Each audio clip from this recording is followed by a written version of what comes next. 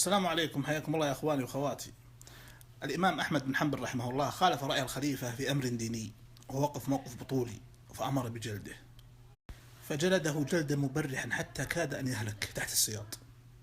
سمع بذلك الصالحون فقال احد العلماء: لصوت واحد اخذه احمد على ظهره خير من ايام بشر بن الحارث الحافي كلها.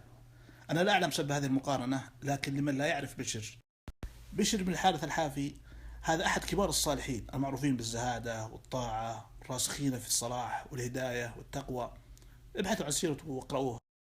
لكن ماذا قال الإمام الذهبي تعليقا على هذه المقارنة؟ وهذا هو الشاهد الذي من أجله سقت إليكم هذه القصة. يقول الإمام الذهبي: قال بشر بن الحارث الحافي رفيع القدر كأحمد، ولا ندري وزن الأعمال، إنما علمها عند الله تعالى. ميزان الأعمال علمه عند الله، هذا مفهوم عظيم لابد نستحضره دوما. كم من الأعمال التي نزدريها بعيوننا ولا نراها شيء وهي عند الله عظيمة. وبالمقابل كم من الأعمال التي نرى أن صاحبها حجز موقعه في الجنة ووضع عفشه فيها، وقد لفت هذه الأعمال وألقيت على وجهه. في الحديث: سبق درهم 1000 درهم. يمكن صاحب الدرهم يدفعه عن عازة وبصدق ويقين، بخلاف صاحب ال1000 درهم فسبقه وفضل عليه. ترى موازين الأعمال عند الله سبحانه ما تخضع لجاه ولا نسب ولا مشالح ولا ألقاب فخمة. كم إنسان عادي سبق بعمله صاحب فضيلة.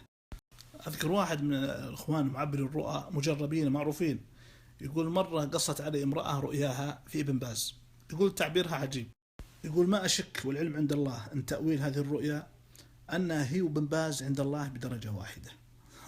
وأكد لي ذلك عندما سألتها عن عملها. ابن باز على جلالة قدره، على عمله، على علمه الذي نشره، على شفاعاته، على ذكر العاطر ودعاء الناس له، هذه المرأة معي بدرجة واحدة. إن صح التعبير فليس ذلك على الله بعزيز، وهذا من فضل الله وكرمه، وليس في ذلك بخس للشيخ عبد العزيز بن باز.